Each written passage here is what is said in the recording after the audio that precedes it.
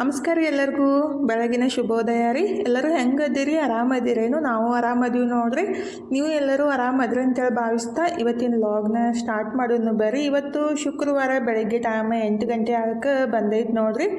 ಇನ್ನಿದ್ರೆ ನಾನು ಎಲ್ಲ ಕೆಲಸ ಮುಗಿಸಿ ಜಳಕ ಮಾಡಿ ದೇವ್ರಿಗೆ ನಮಸ್ಕಾರ ಮಾಡಿಕೊಂಡು ಇನ್ನು ನಾಷ್ಟಕ್ಕೆ ರೆಡಿ ಮಾಡ್ಬೇಕ್ರಿ. ಲಾಗ್ ಇಷ್ಟ ಆಗತ್ತಿದ್ರೆ ಲೈಕ್ ಮಾಡಿ, ಶೇರ್ ಮಾಡಿ, ಸಬ್ಸ್ಕ್ರೈಬ್ ಮಾಡ್ಕೊಂಡು ಸಪೋರ್ಟ್ ಮಾಡಿರಿ. ಈಗಿದ್ರೆ ಇವತ್ತು ನಾನು ನಾಷ್ಟಕ್ಕೆ ಶಾವಿಗೆ ಉಪ್ಪಿಟ್ಟು ಮಾಡೋಣಂತ ರೆಡಿ ಮಾಡ್ಕೊಳಕ್ಕೆ ಅಂತಿದ್ರಿ. ಅಂದರೆ ಆ್ಯಕ್ಚುಲಿ ಚಪಾತಿ ಪಲ್ಯ ಮಾಡ್ಬೇಕಂದಿದ್ದೆ, ಕ್ಯಾಪ್ಸಿಕಮ್ ಪಲ್ಯ ಮತ್ತು ಚಪಾತಿ ಬ್ಯಾಡ ಅಂತ ಅಂದ ಕೂಡಲೇ ನಾಷ್ಟಕ್ಕೆ ಉಪ್ಪಿಟ್ಟು ರೆಡಿ ಮಾಡಿಕೊಡು ಅಂತಂದ್ರು ಮನೋತನು. ಹಾಗಾಗಿ ಶಾವಿಗೆ ಉಪ್ಪಿಟ್ಟು ರೆಡಿ ಮಾಡಾಕಂತೀನಿ ನೋಡ್ರಿ. ನಮ್ಮ ಮನೆಯೊಳಗೆ ಶಾವಿಗೆ ಉಪ್ಪಿಟ್ಟು ಎಲ್ಲರಿಗೂ ಇಷ್ಟ ಆಗುತ್ತೆ. ನನ್ನ ಒಬ್ಬಕ್ಕೆ ಅಷ್ಟೊಂದೇನು ಇಷ್ಟ ಆಗಂಗಿಲ್ಲ, ಆದರೆ ತಿಂತೀನಿ. ನಮಗೇನು ಅಷ್ಟು ಇಂಪಾರ್ಟೆಂಟ್ ಅಲ್ರಿ, ಏನಿರುತ್ತಲ್ಲ ಅದನ್ನ ಇಷ್ಟಪಟ್ಟು ತಿಂತೀವಿ. ಆದರೆ ಮನೆಯೊಳಗೆ ಎಲ್ಲರಿಗೂ ಏನು ಇಷ್ಟ ಅಲ್ಲ ಅದನ್ನೇ ಮಾಡಬೇಕಾಗುತ್ತೆ. ಹಾಗಾಗಿ ಅವ್ರು ಹೇಳಿದ ಕೂಡಲೇ ನಾನು ಈಗ ಶಾವಿಗೆ ಉಪ್ಪಿಟ್ಟು ರೆಡಿ ಮಾಡಾಕಂತೀನಿ ನೋಡ್ರಿ. ಅಂದರೆ ಒಂದು ವರ್ಷಕ್ಕೆ ಆಗಷ್ಟು ಒಂದೇ ಸಲನ ಶಾವಿಗೆ ಮಾಡಿ ಇಟ್ಬಿಟ್ರೆ ಆಯಿತು, ಬೇಕಂದಾಗ ಪಟ್ಟಂತೇಳಿ ಮಾಡೋಕೆ ಈಸಿ ಆಗುತ್ತೆ ನೋಡ್ರಿ. ಅವಾಗೆಲ್ಲ ನಾನು ತನು ಸಣ್ಣವರಿದ್ದಾಗ ಒಂದೇ ಸಲಕ್ಕನ ಅಂದ್ರೆ ಒಂದು 4-5 kg ಅಷ್ಟು ಅದನ್ನೆಲ್ಲ ಮುರಿದ್ಬಿಟ್ಟು ಎಣ್ಣೆ ಹಾಕ್ತೇನೆ ಹುರಿದು ಇಟ್ಟಿದ್ದೆ. ಅಂದರೆ ರವೆ ಆಗಲಿ ಮತ್ತು ಶಾವಿಗೆ ಆಗಲಿ ಒಂದೇ ಸಲಕ್ಕನ ಹುರಿದ್ಬಿಟ್ಟು ಬೇಕಂದಾಗ ಪಟ್ಟಂತೇಳಿ ಮಾಡ್ಕೊಳಕ್ಕೆ ಆಗ್ತೈತಿ. ಇವಾಗ ಬೇಕಂದಷ್ಟನ್ನು ಹುರ್ಕೊಂಡ್ಬಿಟ್ಟು ಮಾಡ್ತಿದ್ರಿ. ಅವಾಗೆಲ್ಲ ನಾವು ಸಣ್ಣವರಿದ್ದಾಗ ಏನಿತ್ತಲ್ಲ ಕೈಲೇ ಶಾವಿಗೆ ಮಾಡ್ತಿದ್ರು, ಭಾಳ ಕಷ್ಟ ಆಗ್ತಿತ್ತು. ಯಾಕಂದ್ರೆ ನಾವೆಲ್ಲ ಬ್ಯಾಸ್ಗಿ ರಜಾ ಒಳಗೆ ಬರೀ ಶಾವಿಗೆ ಹಿಡಿಯೋದೇ ಕೆಲಸ ಬಿಡ್ತಿತ್ತು. ನಮ್ಮ ಮನೆಯೊಳಗೆ ಅಷ್ಟೇ ಅಲ್ಲದೆ ಸುತ್ತೆಲ್ಲ ಮನೆಯೊಳಗೂ ಶಾವಿಗೆ ಹಿಡಿಯೋಕೆ ಕರಿತಾ ಇರ್ತಿದ್ರು, ಬಾರವಾ ತಂಗಿ ಸ್ವಲ್ಪ ಶಾವಿಗೆ ಹಿಡಿ ಬಾ ಅಂತೇಳಿ. ಮಧ್ಯಾಹ್ನ ಟೈಮ್ದಾಗಂತೂ ಸುಮ್ಮನೆ ಕುಡಿಸ್ತಿತ್ತಿಲ್ಲ ರೀ. ಎಲ್ಲರ ಮನೆಯೊಳಗೆ ಹೋಗಿ ಶಾವಿಗೆ ಹಿಡಿದು ಅಂದರೆ ಅವರು ಹೊಸಿತಾ ಇರ್ತಿದ್ರು. ನಾವು ಕೆಳಗಡೆ ಅದನ್ನೆಲ್ಲ ಒಂದು ಬುಟ್ಟಿ ಮೇಲೆ ರೌಂಡ್ ಮಾಡಿಬಿಟ್ಟು ಹಾಕ್ತಿದ್ವಿ. ಆ ಥರ ಒಂದು ಅವಾಗ ಬ್ಯಾಸರ ಅಂತ ಅನಿಸ್ತಿತ್ತು. ಇವಾಗ ಅದನ್ನ ಏನು ನೆನಪು ಮಾಡ್ಕೊಂಡ್ಬಿಟ್ರೆ ಖುಷಿ ಆಗುತ್ತಲ್ರಿ. ಈಗ ಶಾವಿಗೆ ಉಪ್ಪಿಟ್ಟು ಮಾಡೋಣಂತ ಅದನ್ನು ಶಾವಿಗೆ ಒಂದು ಡಬ್ಬಿಗೆ ತೊಗೊಂಡ್ಬಿಟ್ಟೆ ನೋಡ್ರಿ. ಅಂದ್ರೆ ಪದೇ ತೊಗೊಳಕ್ಕಿಂತ ಒಂದು ಬೇರೆ ಡಬ್ಬಿಗೆ ಹಾಕಿ ಇಟ್ಕೊಂಡ್ಬಿಟ್ರಾಯ್ತು, ಬೇಕಂದಾಗ ಯೂಸ್ ಮಾಡೋಕೆ ಈಜಿ ಆಗುತ್ತಂತ ನಾನು ಬೇರೆ ಒಂದು ಡಬ್ಬಿಗೆ ಸ್ವಲ್ಪ ಎತ್ತಿ ಇಟ್ಕೊಂಡೆ ರೀ. ಈಗ ನಮ್ಮ ಮನೆಯೊಳಗೆ ಒಂದು ದೊಡ್ಡ ಡಿಸ್ಕಸ್ ನಡೆದೈತ್ರಿ. ಯಾಕಂದರೆ ನಮ್ಮ ಫ್ಯಾಮ್ಲಿ ಒಳಗೆ ಇವತ್ತು ತೊಟ್ಟಿಲ್ ಕಾರ್ಯಕ್ರಮ ಐತಿ. ಅಂದರೆ ನಮ್ಮ ನೆಗೆನಿ ಇದ್ದಾರೆ, ಅಂದರೆ ನಮ್ಮ ಜೊತೆನೇ ಮದುವೆ ಆಗಿದ್ದು, ಅಂದರೆ ನಮ್ಮದು ಅವ್ರದ್ದು ಕೂಡನೇ ಮದುವೆ ಆಗಿದ್ದು. ಆದರೆ ಹೋಗೋಕೆ ಆಗಲ್ಲಾಗೈತಿ. ಯಾಕಂದರೆ ನಮ್ಮ ಮನೆಯವ್ರ ಕೈನೂ ಬ್ಯಾನ್ ಆಗೈತಿ ಮತ್ತು ನನಗೆ ಇವತ್ತು ಇಂಜೆಕ್ಷನ್ ಮಾಡಿಸ್ಕೊಂಡು ಬರೋದೈತಿ. ಹಾಗಾಗಿ ಮತ್ತು ನಿನ್ನೆ ರಾತ್ರಿನೇ ಹೇಳಿದ್ದು, ಅಂದರೆ ರಾತ್ರಿ 9 ಗಂಟೆಗೆ ಹೇಳ್ಯಾರಂತ ನಾನು ಅಂದ್ಕೊಂಡಿದ್ದೆ ರೀ. ಹಾಗಾಗಿ ಬೆಳಗ್ಗೆ ಎದ್ದು ಕೂಡಲೇ ಹೇಳಾಕತ್ತಿದ್ರು. ಮತ್ತು ನಮ್ಮ ಮೈದನ್ನ ಅಂದರೆ 2ನೇ ಮೈದನು ಫೋನ್ ಹಚ್ಚಿದ್ರು, ಹೊಂಟಿರೇನಂತೇಳಿ ಕೇಳಾಕತ್ತಿದ್ರು.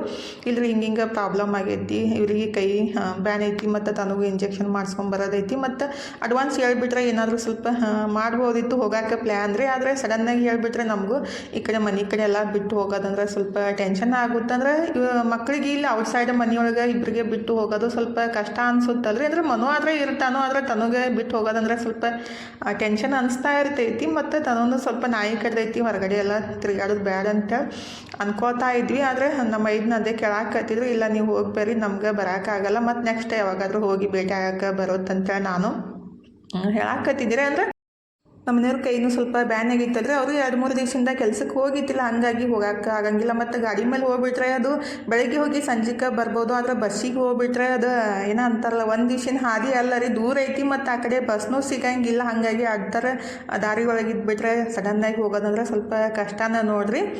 ಈಗಿದ್ರೆ ನಾನು ಅದನ್ನೇ ಡಿಸ್ಕಸ್ ಎಲ್ಲ ಮಾಡಿಬಿಟ್ಟು ಇನ್ನು ನಾಷ್ಟಕ್ಕೆ ರೆಡಿ ಮಾಡಿದೆ ನೋಡ್ರಿ. ಆಲ್ರೆಡಿ ಟೈಮ್ 8:30 ಆಗೇ ಬಿಡ್ತು ಮಾತು ಹೇಳ್ಕೊತಾನೆ. ಇನ್ನು ನಮ್ಮ ಮನೆಯವರಿಗೆ ಫಸ್ಟಿಗೆ ನಾಷ್ಟಕ್ಕೆ ಹಾಕಿ ಕೊಟ್ಬಿಟ್ರೈತಂತ ನಾನು ಶಾವಿಗೆ ಉಪ್ಪಿಟ್ಟು ರೆಡಿ ಮಾಡಿ ಹಾಕಿ ಕೊಡಾಕಂತೀನಿ ನೋಡ್ರಿ.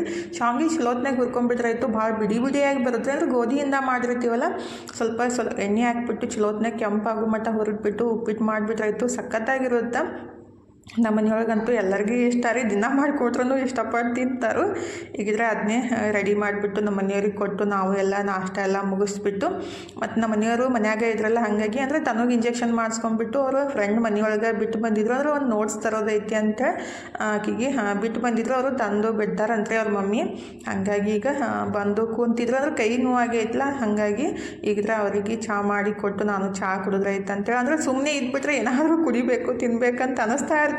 ಮತ್ತು ಹೊರಗಡೆ ಥಂಡಿ ಒಂದು ಐತಲ್ರಿ. ಆ್ಯಕ್ಚುಲಿ ಚಹಾ ಕುಡಿಬಾರ್ದಂತ ಅನ್ಕೊತೀನಿ, ಆದರೆ ಸಂಜೆ ಆದಾಗ ಮತ್ತು ಟೈಮ್ ಪಾಸ್ ಆಗ್ಲಿಕ್ಕೆ ಅಂದರೆ ಚಹಾ ಕುಡಿಬೇಕಂತ ಅನ್ನಿಸ್ತಾ ಇರ್ತೈತಿ. ಹಾಗಾಗಿ ರೆಡಿ ಮಾಡಿಬಿಟ್ಟು ನಮ್ಮ ಮನೆಯವ್ರಿಗೆ ಕೊಟ್ಟು ನಾನು ಕುಡಿದೆ ನೋಡ್ರಿ. ಕುಡಿದ್ಬಿಟ್ಟು ಇವತ್ತಂತೂ 2 ಗಂಟೆ ತನಕ ಮೊಬೈಲ್ ನೋಡ್ಕೊತಾನೆ ಕುಂತೀನಿ, ಏನೂ ಕೆಲಸ ಮಾಡೇ ಇಲ್ಲ. ಅಂದರೆ ಬರೀ ಮೊಬೈಲ್ ನೋಡೋದ್ರೊಳಗೆ ಟೈಮ್ ಹೋಗೇ ಬಿಡ್ತು. ಬಟ್ಟೆ ತೊಳೆದಿಲ್ಲ, ಅಡುಗೆ ಮಾಡಿಲ್ಲ ಮತ್ತು ಏನೂ ಮಾಡಿಲ್ಲ ರೀ, ಬರೀ ವಿಡಿಯೋ ಅಷ್ಟೇ ಎಡಿಟ್ ಮಾಡಿ ಅಪ್ಲೋಡ್ ಮಾಡಿ ಸುಮ್ಮನೆ ಮೊಬೈಲ್ ನೋಡ್ಕೊತ ಕುಂತಿದ್ದೆ. ಸ್ವಲ್ಪ ಏನಾದರೂ ಮೊಬೈಲ್ ಒಳಗೆ ಸ್ಪೆಷಲಾಗಿ ನೋಡ್ತಾ ಇದ್ದಾಗ ಟೈಮ್ ಹೆಂಗೆ ಹೋಗೋದು ಗೊತ್ತಾಗಂಗಿಲ್ಲ ರೀ. ನಾನು ಮೊಬೈಲ್ ಒಳಗೆ ಜಾಸ್ತಿ ನೋಡೋದಂದ್ರೆ ಸ್ವಲ್ಪ ಮೋಟಿವೇಶ್ನಲ್ ಸ್ಪೀಚ್ ಇರ್ತಾವಲ್ಲ, ಅಂದ್ರೆ ವಿಡಿಯೋಗಳು ಇರ್ತಾವಲ್ಲ, ಅದನ್ನ ನೋಡ್ತಾ ಇರ್ತೀನಿ. ನಂಗೆ ಆ ಥರ ಎಲ್ಲ ನೋಡೋಕೆ ಇಷ್ಟ ಆಗುತ್ತೆ. ಅಂದರೆ ಯಾವಾಗಲೂ ಒಳ್ಳೆಯದನ್ನು ತಿಳ್ಕೊಂಬಿಟ್ರೆ ಒಳ್ಳೆಯದನ್ನು ಹೇಳಕ್ಕೂ ಇಷ್ಟ ಆಗುತ್ತೆ, ಮತ್ತು ಅದು ನಮಗೂ ಹೆಲ್ಪ್ ಆಗುತ್ತಲ್ರಿ. ಅಂದರೆ ನೋಡಿ ತಿಳ್ಕೊಂಬಿಟ್ಟು ಅದನ್ನ ಫಾಲೋ ಮಾಡ್ತೀವಲ್ಲ, ಹಾಗಾಗಿ ನಮಗೂ ಅದು ಹೆಲ್ಪ್ ಆಗುತ್ತೆ. ಹಾಗಾಗಿ ನಾನು ನಮಗೇನು ಒಳ್ಳೇದು ಅನಿಸುತ್ತೆ ಮತ್ತು ನಾವು ಏನು ಫಾಲೋ ಮಾಡಬೇಕಲ್ಲ ಅದನ್ನೇ ಸ್ವಲ್ಪ ನಾನು ಜಾಸ್ತಿ ನೋಡೋದು. ಹಾಗಾಗಿ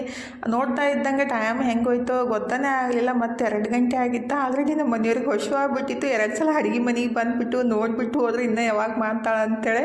ಹಾಗಾಗಿ ನಾನು ಎದ್ಬಿಟ್ಟು ಪಟ್ ಅಂತೇಳಿ ಈಗ ಹಿಟ್ಟು ಕಲಸಿಟ್ಟು ಏನಾದರೂ ಒಂದು ಮಾಡಿ ಕೊಟ್ಬಿಟ್ರೆ ಆಯ್ತು. ಅಂದ್ರೆ ಹೊಟ್ಟೆ ತುಂಬಂಗೆ ಏನಾದರೂ ಒಂದು ಮಾಡಿ ಕೊಡ್ಬೇಕಂತೇಳಿ ಅದಕ್ಕಾಗಿ ಈಗ ಫಸ್ಟಿಗೆ ಗೋಧಿ ಹಿಟ್ಟನ್ನು ಕಲಿಸ್ಬಿಟ್ಟು ಉಳ್ಳಾಗಡ್ಡಿ ಪರಾಟ ಮಾಡೋಣ ಅಂತ ಅಂದ್ಕೊಂಡಿದ್ದೀನಿ. ಅಂದರೆ ಪಲ್ಯ ಮಾಡಿ ಚಪಾತಿ ಮಾಡೋಕ್ಕಿಂತ ಪರಾಟ ಮಾಡಿಬಿಟ್ರಾಯ್ತು. ಉಪ್ಪಿನಕಾಯಿ, ಹಿಂಡಿ, ಮೊಸರು ಏನಾದರೂ ಹಚ್ಕೊಂಡು ತಿನ್ನಕ್ಕೆ ಬರುತ್ತಂತೆ.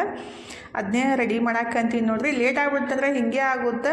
ಅದಕ್ಕಾಗಿ ಏನಾದರೂ ಒಂದು ಸಿಂಪಲ್ಲಾಗಿರೋದು ಮಾಡಿಕೊಟ್ಟು ಬಿಟ್ರಾಯ್ತು. ಅವರಿಗೆ ಹೊಟ್ಟೆ ಫುಲ್ ಆಗುತ್ತೆ, ನಮ್ಮ ಕೆಲಸನೂ ಕಮ್ಮಿ ಆಗುತ್ತಲ್ಲ ಅಂತ ನಾನು ಇದ್ರೆ ಈಗ ಫಸ್ಟಿಗೆ ಗೋಧಿ ಹಿಟ್ಟನ್ನು ಕಲಿಸಿಟ್ಟಿದ್ದೀನಿ ರೀ. ಅಂದರೆ ಜಾಸ್ತಿನೇ ಕಲಿಸಿಟ್ಟಿನಿ, ಮತ್ತು ರಾತ್ರಿಗೂ ಬರುತ್ತಂತೇಳಿ ಒಂದೇ ಸಲಕ್ಕೆ. ಅಂದರೆ ಈಗ ನಾವು 2 ಗಂಟೆ ಕಲಿಸಿಟ್ಬಿಟ್ರೆ ರಾತ್ರಿ ಊಟಕ್ಕೂ ಆಗುತ್ತಲ್ರಿ. ಹಾಗಾಗಿ ಜಾಸ್ತಿನೇ ಕಲಿಸಿಟ್ಟಿದ್ದು. ಫ್ರಿಜ್ನಾಗೆ ಇಡಕ್ಕೆ ಹೋಗಂಗಿಲ್ಲ ರೀ. ಈಗ 2 ಗಂಟೆ ಕಲಿಸಿಟ್ಟಿನಲ್ಲ, ರಾತ್ರಿ 8 ಗಂಟೆ ತನಕನೂ ಆರಾಮ್ಸರಿ ಚಪಾತಿ ಮಾಡ್ಕೋಬೋದು. ಅದೇನು ಅಳಸಾಗಂಗಿಲ್ಲ ರೀ ಜಾಸ್ತಿ.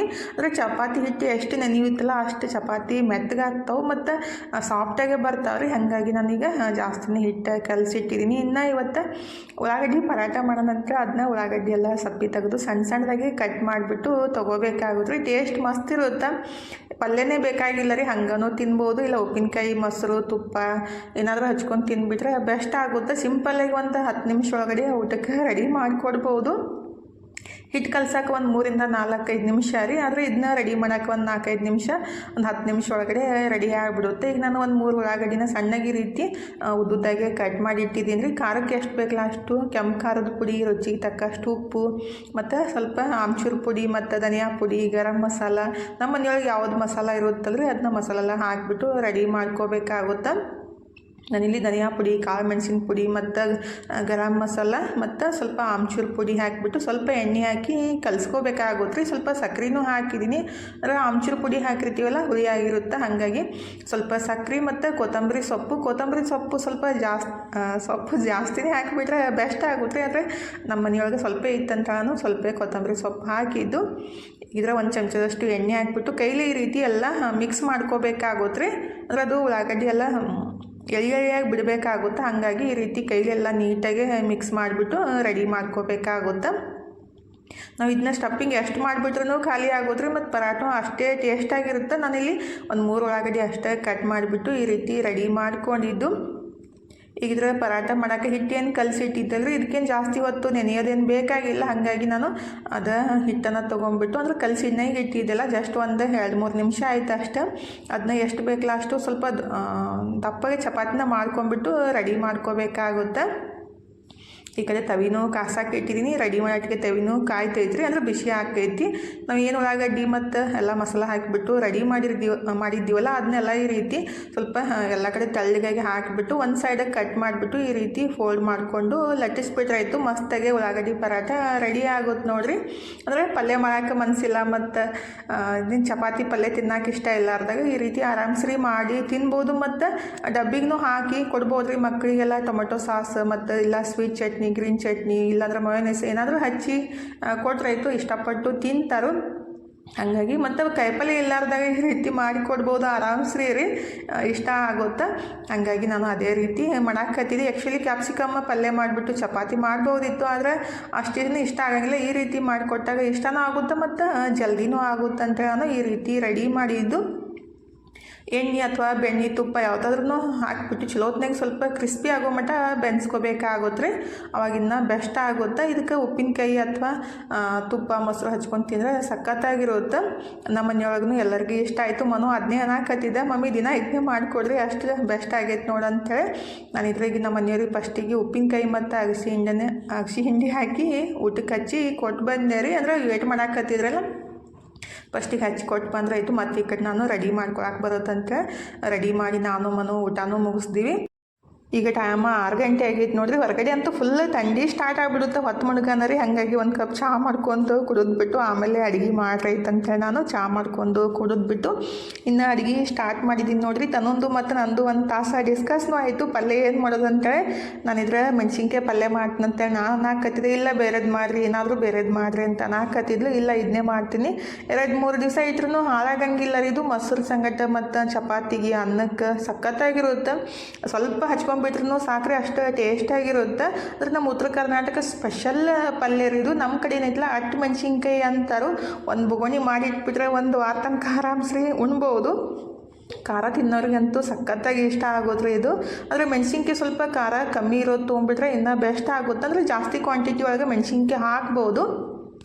ಆದರೆ ಇವು ಮೆಣಸಿನ್ಕಾಯಿ ಜವಾರಿ ಸಿಕ್ಕಾಪಟ್ಟೆ ಖಾರ ಇದ್ದು, ಹಾಗಾಗಿ ಸ್ವಲ್ಪ ಕ್ವಾಂಟಿಟಿ ಒಳಗೆ ಮೆಣಸಿನ್ಕಾಯಿನ ತೊಗೊಂಡಿದ್ರಿ. ಅಂದರೆ ಒಂದು 150 ಗ್ರಾಮ್ ಅಷ್ಟು ಆಗ್ಬೋದಂತೆ ನಾನು ಅಂದ್ಕೊಂಡಿದ್ದೀನಿ. ಎಷ್ಟು ಆಗ್ತವೇನೋ ಗೊತ್ತಿಲ್ಲ ರೀ. ಆದರೆ 1 ಹಿಡಿಯಷ್ಟು ಮೆಣಸಿನ್ಕಾಯಿನ ತುಂಬ ಎಲ್ಲ ತೆಗೆದ್ಬಿಟ್ಟು ಮಿಕ್ಸಿಗೆ ಸ್ವಲ್ಪ ಹಾಕಿಬಿಟ್ಟು ತರಿಯಾಗಿ ರುಬ್ಬಿ ತೊಗೋಬೇಕಾಗುತ್ತೆ. ಅಂದರೆ ನಾವು ಕುಟ್ಬಿಟ್ಟು ಹಾಕಿಬಿಟ್ರೆ ಇನ್ನೂ ಬೆಸ್ಟ್ ಆಗುತ್ತೆ. ಆದರೆ ಕುಟ್ಟಾಕ ಕಲ್ಲಿಲ್ಲ ಅಂತೇಳಿ ನಾನು ಮಿಕ್ಸಿಗೆನ ಹಾಕಾಕತ್ತಿದ್ದು. ಮಿಕ್ಸಿಗೆ 1 ಚಮಚದಷ್ಟು ಜೀರಿಗೆ, ಸ್ವಲ್ಪ ಉಪ್ಪು ಹಾಕಿಬಿಟ್ಟು ಜಸ್ಟ್ ಒಂದು 2-3 ರೌಂಡ್ ಮಿಕ್ಸ್ ಮಾಡಿಬಿಟ್ರೆ ಐತ್ರಿ ಸಾಕಾಗುತ್ತೆ. ಜಾಸ್ತಿ ಸಣ್ಣೆಲ್ಲ ಮಾಡೋಕೆ ಹೋಗಬಾರ್ದು. 1-3 ರೌಂಡನ್ನು ಮಿಕ್ಸ್ ಮಾಡಿಬಿಟ್ರೆ ಈ ರೀತಿ ಸಣ್ಣ ಬಿಡುತ್ತದು. ಹಂಗಾಗಿ ಈಗ ಅದನ್ನ ರೆಡಿ ಮಾಡಿ ಇಟ್ಟಿದ್ದೀನಿ. ಇನ್ನೇನೈತಿಲ್ಲ ಒಗ್ಗರಣೆ ರೆಡಿ ಮಾಡ್ಕೋಬೇಕಾಗುತ್ತೆ. ಫಸ್ಟಿಗಿದ್ರೆ ಶೇಂಗಾನೂ ಹುರಿದಿಟ್ಟಿದ್ದೀನಿ. ಅಂದರೆ ನಾನು ಶೇಂಗಾ ಹಾಕ್ತೀನಿ, ಹಾಗಾಗಿ 1 ಬಟ್ಲಷ್ಟು ಶೇಂಗಾನ ಹುರಿದಿಟ್ಟಿದ್ದೆ. ಅದನ್ನ ಮಿಕ್ಸಿಗೆ ಹಾಕಿಬಿಟ್ಟು ಅದನ್ನೂ ಅಷ್ಟೇ ತರಿಯಾಗಿ ಈ ರೀತಿ ಪೌಡ್ರ್ ಮಾಡಿ ತೊಗೋಬೇಕ್ರಿ. ಸ್ವಲ್ಪ ದಪ್ಪನೇ ಇರಬೇಕು. ಇದ್ರೀಗ ಒಂದು ಬಾಣಲಿಗೆ ಒಂದು 4-5 ಚಮಚದಷ್ಟು ಎಣ್ಣೆ ಹಾಕಬೇಕಾಗುತ್ತೆ. ಇದಕ್ಕೆ ಸ್ವಲ್ಪ ಎಣ್ಣೆ ಜಾಸ್ತಿ ಬೇಕಾಗುತ್ತೆ. ಹಾಗಾಗಿ ಮೆಣಸಿನ್ಕಾಯಿ ಇರುತ್ತಲ್ಲ ಖಾರನೂ ಕಮ್ಮಿ ಆಗುತ್ತೆ ಮತ್ತು ಟೇಸ್ಟ್ನೂ ಆಗುತ್ತೆ. ಹಾಗಾಗಿ ಒಂದು 4-5 ಚಮಚದಷ್ಟು ಎಣ್ಣೆ ಮತ್ತು 1 ಚಮಚದಷ್ಟು ಜೀರಿಗೆ ಮತ್ತು ಸಾಸ್ವೆ ಹಿಂಗು ಹಾಕಿ ಒಗ್ಗರಣೆ ರೆಡಿ ಮಾಡ್ಕೋಬೇಕಾಗುತ್ತೆ. ಈಗ ಸಾಸ್ವೆ ಹಿಂಗು ಹಾಕಿಬಿಟ್ಟು ಕುಟ್ಟಿಟ್ಟಿದ್ದ ಬೆಳ್ಳುಳ್ಳಿ ಸ್ವಲ್ಪ ಜಾಸ್ತಿನೇ ಹಾಕಬೇಕ್ರಿ. ಬೆಳ್ಳುಳ್ಳಿ ಜಾಸ್ತಿ ಹಾಕಿದಷ್ಟು ಇನ್ನೂ ಟೇಸ್ಟ್ ಆಗುತ್ತೆ. ಬೆಳ್ಳುಳ್ಳಿ ಹಾಕಿಬಿಟ್ಟು ನಾವು ಏನು ಮಿಕ್ಸಿಗೆ ಹಾಕಿ ಮೆಣಸಿನ್ಕಾಯಿ ಪೇಸ್ಟ್ ಮಾಡಿದ್ದೀವಲ್ರಿ, ಅದನ್ನ ಪೇಸ್ಟನ್ನು ಇದಕ್ಕೆ ಹಾಕಬೇಕಾಗುತ್ತೆ.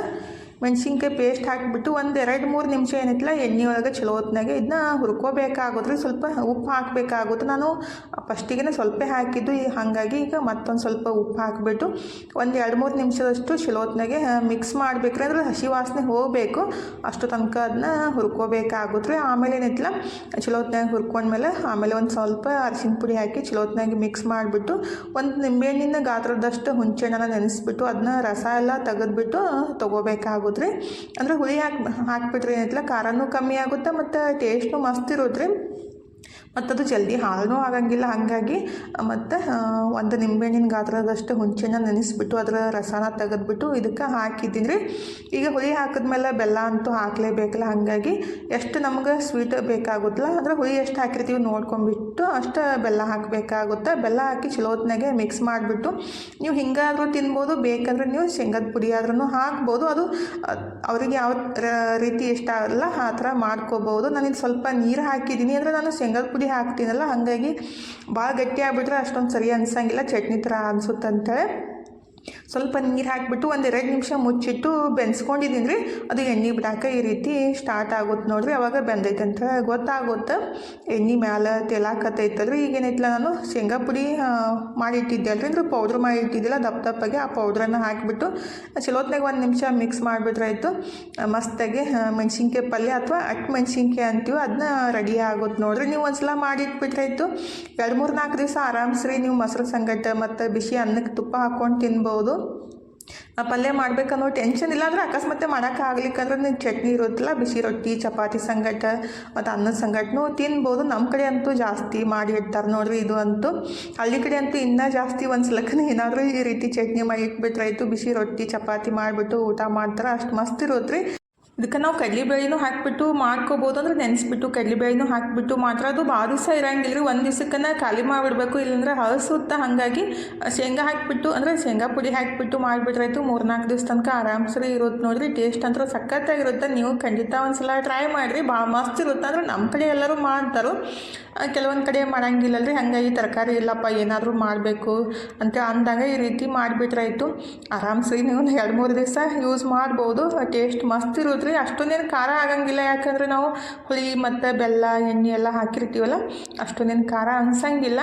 ಬಾಯಿ ರುಚಿ ಕೆಟ್ಟೈತಿ, ಏನಾದರೂ ಸ್ಪೆಷಲಾಗಿ ಖಾರವಾಗಿ ತಿನ್ಬೇಕಂತ ಅನ್ನಿಸ್ದಾಗ ಈ ರೀತಿ ಮಾಡ್ಕೊಂಡು ತಿಂದ್ಬಿಟ್ರಾಯ್ತು. ಬಿಸಿ ಚಪಾತಿ, ರೊಟ್ಟಿ, ಅನ್ನದ ಸಂಗಟ ಸಖತ್ತಾಗಿರುತ್ತೆ. ಖಂಡಿತ ಟ್ರೈ ಮಾಡಿರಿ. ಈಗ ನಾನು ಅದನ್ನ ರೆಡಿ ಮಾಡಿ ಇಟ್ಬಿಟ್ಟು ಇನ್ನು ಚಪಾತಿ ಅಷ್ಟು ಮಾಡಿಬಿಟ್ರೆ ಆಯ್ತು ನೋಡಿರಿ. ರಾತ್ರಿ ಊಟದ ಕೆಲಸ ಅಂದರೆ ನಾನು ಅನ್ನೋದು ಏನು ಮಾಡೋಕ್ಕೆ ಹೋಗಿಲ್ಲ, ಬರೀ ಮೆಣಸಿನ್ಕಾಯಿ ಪಲ್ಯ ಮತ್ತು ಚಪಾತಿ ಅಷ್ಟೇ ಮಾಡಾಕತ್ತಿದ್ದು. ನನ್ನ ಮಗಳಿಗಿದ್ರೆ ಟೊಮೆಟೊ ಪಲ್ಯ ರೇ ಶೇಂಗಾ ಸಾರು ಮಾಡಿಕೊಡ್ರಿ, ಅದನ್ನ ಬ್ಯಾಡ್ ನನಗೆ ಖಾರ ಅನ್ಸುತ್ತೆ ಅಂತ ಹಾಕತ್ತಿದ್ಲು. ಆಯ್ತು ಚಪಾತಿ ಮಾಡ್ತೀನಿ ಫಸ್ಟಿಗೆ, ಆಮೇಲೆ ಮಾಡಿಕೊಡ್ತೀನಿ ಅಂತೇಳಿ ನಾನು ಹೇಳ್ತಾನೆ. ಚಪಾತಿ ಮಾಡಿದ್ರೆ ಆಮೇಲೆ ಸ್ವಲ್ಪ ತಿಂದ ಮೇಲೆ ಮಮ್ಮಿ ಟೇಸ್ಟ್ ಆಗೈತೆ ಅಂತ ಆಕಿನೂ ಅದನ್ನೇ ಊಟ ಮಾಡಿದ್ಲು. ಮತ್ತೇನು ಮಾಡೋಕ್ಕೆ ಹೋಗಲಿಲ್ಲ ರೀ. ಹಂಗೆ ಮಕ್ಕಳು ಫಸ್ಟಿಗೆ ಅದು ಟೇಸ್ಟ್ ಅನಿಸುತ್ತೆ ಇಲ್ಲ ಅಂತ ಅವರೇ ಡಿಸೈಡ್ ಮಾಡಿಬಿಟ್ರೆ, ಆದರೆ ಇಷ್ಟಪಟ್ಟು ತಿಂದುಬಿಟ್ರೆ ಅದನ್ನೂ ರುಚಿ ಅನಿಸೋದ್ರಿ. ಅಂದರೆ ನಾವು ತಿಂದು ನೋಡಬೇಕಾಗುತ್ತೆ, ಆದರೆ ತಿನ್ನೋಕ್ಕಿಂತ ಮುಂಚೆನೇ ಅದು ಸರಿ ಆಯಿತು ಇಲ್ಲಂತ ಅನ್ನಕ್ಕೆ ಸ್ಟಾರ್ಟ್ ಮಾಡಿಬಿಡ್ತಾರೆ. ಈಗಿದ್ರೆ ಚಪಾತಿ ಮಾಡಾಕಂತಿದ್ರೆ ಇವತ್ತಿನ ವಿಡಿಯೋನು ಇಲ್ಲೇ ಮುಗಿಸೋಂದ್ರೆ, ಇವತ್ತಿನ ವಿಡಿಯೋ ಹೆಂಗೆ ಅನ್ನಿಸ್ತಂತ ಕಮೆಂಟ್ ಬಾಕ್ಸ್ ಒಳಗೆ ಹೇಳೋದು ಮರೆಯೋಕ್ಕೆ ಹೋಗಬೇಡ್ರಿ. ಇವು ಇಷ್ಟ ಆಗಿದ್ರೆ ಲೈಕ್ ಮಾಡಿ, ಶೇರ್ ಮಾಡಿ, ಸಬ್ಸ್ಕ್ರೈಬ್ ಮಾಡ್ಕೊಂಡು ಸಪೋರ್ಟ್ ಮಾಡಿರಿ. ಇಷ್ಟು ತನಕ ವಿಡಿಯೋ ನೋಡಿದ್ದಕ್ಕೆ ತಮ್ಮೆಲ್ಲರಿಗೂ ಹೃದಯದ ತುಂಬ ಧನ್ಯವಾದಗಳು ರೀ. ಥ್ಯಾಂಕ್ ಯು ಫಾರ್ ವಾಚಿಂಗ್ ರೀ. ಬಾಯ್ ರೀ ಎಲ್ಲರಿಗೂ. ನಮಸ್ಕಾರ ರೀ. ಹೋಗಿ ಬರ್ತೀವಿ ರೀ. ಮತ್ತು ಹೊಸ ಲಾಗ್ ಜೊತೆಗೆ ಸಿಗ್ತೀವಿ ರೀ.